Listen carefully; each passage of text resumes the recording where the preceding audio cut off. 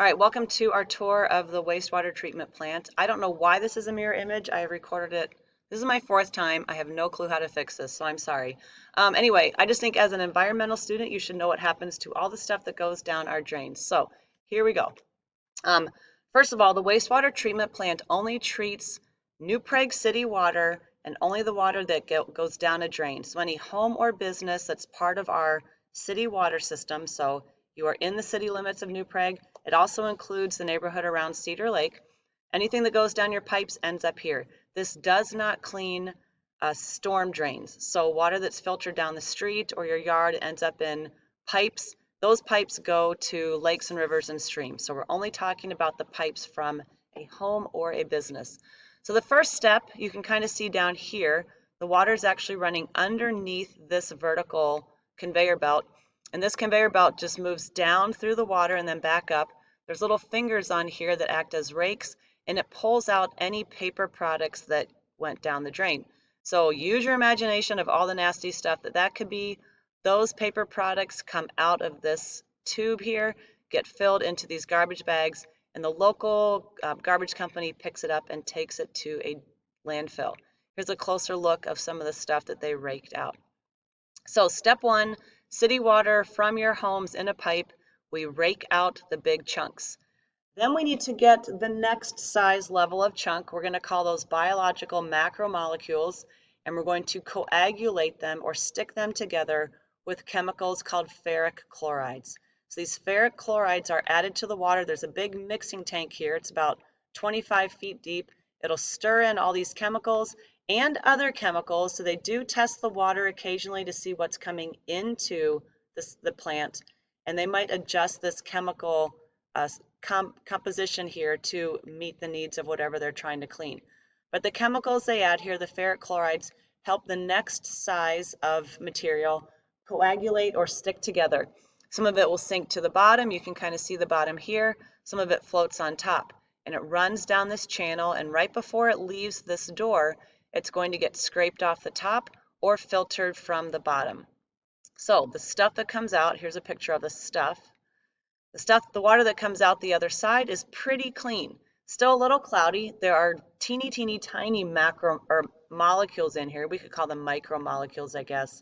There's still stuff in here to clean, but we've done a pretty good job so far of getting all the big stuff out. Now we need to get out the tiny compounds or any pathogens living in that water. So that water comes here. This is a big holding tank. This holding tank, these are pipes that are going down, and they'll open up whichever pipe is ready because there are 4 swimming pools over here that these pipes lead to. So the water goes down, it'll come back up the other side and get pumped into one of these swimming pools over here. When it gets pumped into that swimming pool, it will pass through tubes that are holding these styrofoam beads. These styrofoam beads hold bacteria. So bacteria will cling onto these beads. So as the water passes through these beads, that water's full of basically bacteria food. So the bacteria living on these beads get super excited. All this water's passing by it. The bacteria jumps off the beads into the water because it is hungry. So this water is full of bacteria. The beads are not up here. The beads get held down at the bottom inside these little tubes that have screens on the top, but the bacteria will jump into the water and start eating. And there's lots of food in here for that bacteria. They also aerate or add oxygen to these pools, and these pools are warm. So we have a nice warm, food-filled, oxygen-filled swimming pool here, and the bacteria literally go to town. They get nice and fat and happy. And after they've given that bacteria enough time, then they shut down the aeration, so they stop adding oxygen to it. You can see this water levels going down. That bacteria panic because now there's not any oxygen for them to breathe. The bacteria will start eating other bacteria that's smaller than them and clumping into colonies. And as the bacteria clumps into colonies, this water gets drained. It goes through another filter and gets backwashed, so all the crud comes out of here. And now the water that leaves this tank after it's backwashed is really and truly pretty clean. But then it comes here, and it moves through these tubes. So inside these tubes is our last filter system, and the filters in these tubes are going to remove that bacteria or any other pathogens that are still pretty big. So parasites are pretty big, amoeba, things like those, anything that might be in here. Here's a picture of a clean tube that's going to go in here. And if we look at the cross section, these are the teeny tiny capillary tubes that the water passes through. So these are 0.01 microns in diameter. There are 1,000 tubes inside here, and this is probably 5 or 6 inches in diameter. So you have to be a pretty tiny bacteria to still fit into these tubes. And all the H2O can obviously fit inside these tubes. So when the water comes out the other end, when the water comes out this other end, all the little teeny tiny things are now filtered out. They're stuck on the sides here.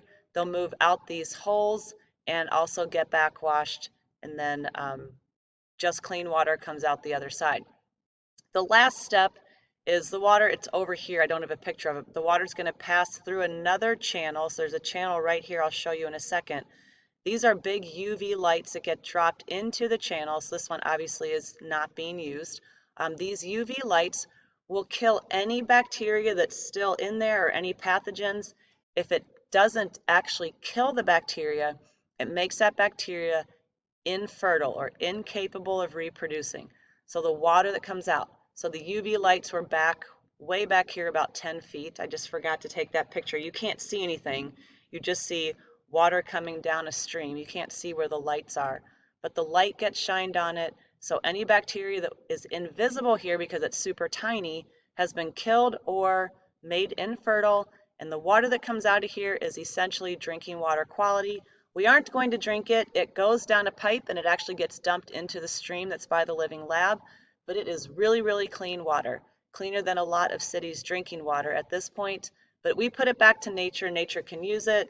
Those ecosystem services will clean it even further before it goes down into one of our underground aquifers and then gets pulled back up into our wells. So we are recycling our water. The water that you drink could very well have come from this plant, but then it went down through the ground. We know that the earth will clean our water. It goes down into a well and then could come back up into our city water system. So you might be wondering, what happened to all that nasty stuff that got backwashed or raked out from steps 2 and 3 and 4? It goes into these ovens. So all the stuff that got backwashed comes down these pipes. You can see it right here getting squirted out. So it has been condensed. It's still kind of wet. It squirts out here. It looks like poop. That's what it used to be, basically. And it goes into an oven and gets dried. So the reason they dried is just to remove that weight of the water. So we have a dry organic compound here that's basically human waste products from both ends, if you want to be nasty. And it goes into these bags and actually goes out to a farmer's field. So our wastewater plant has a relationship with one of our local farmers, not my husband, but this farmer drives his truck over a couple times a year. The wastewater plant will open up these bags, dump it into that farmer's truck. He takes it out to a field and he fertilizes his field with this organic human waste that has been condensed and dried for him. He does have to get approval for which fields he can put it on, and the wastewater plant measures the concentration of chemicals in here so they know exactly what is in this fertilizer, and then they also give that farmer recommendations for how much to use per acre. But it's about 1 bag per acre that this farmer can use, again, on pre-approved fields. But it's free fertilizer. The farmer doesn't have to pay for it because the wastewater plant needs to get rid of it. So this farmer is doing the plant a favor by taking the product. The plant is doing the farmer a product by giving it to him for free. Last picture here, this is the lab where they test the water at the beginning of the process. So we used to have a creamery in town. Milk is full of phosphates, so any extra milk that went down the drain at the creamery, they had to pre-test that water back then because it was so full of phosphate, and then they would change the chemicals they add at the beginning to collect those phosphates. The brewery came into town a couple years ago. They're also dumping lots of yeasty products down the drain. So they had to adjust the chemicals when the brewery came to town. If another brewery moved in town or another creamery, they would have to retest the water. So this lab doesn't get used quite or very often, just when they know there's a change in things that are coming into the city. So that's pretty much it. It is a great job. If you want a very well-paying job that has benefits, a pension, you are working for the city or the state. It's a pretty good deal to work for the government. You don't always make the world's highest salary at the beginning, but the benefits and the pension that come with that, just like being a teacher, we don't make a ton of money, but we have great benefits. We have a really good retirement plan. We get really good vacation and sick days. So same thing here. And they don't have to work weekends, they don't work holidays. They do have to come in and check the plant on those weekends, but they aren't there the whole time. And it's really good job security. This guy did not lose his job during COVID, and there are only 12 people right now in the state that can run a facility like ours. So it isn't a super popular job. It's a pretty crappy job, but if you're looking for safe, solid employment for the rest of your life, you might want to go talk to this guy. His name is Scott Warner. He would really and truly, he would get you excited about this type of career. So I hope you learned something. I hope you found this interesting. Please do the Google form to prove to me that you paid at least a little bit of attention.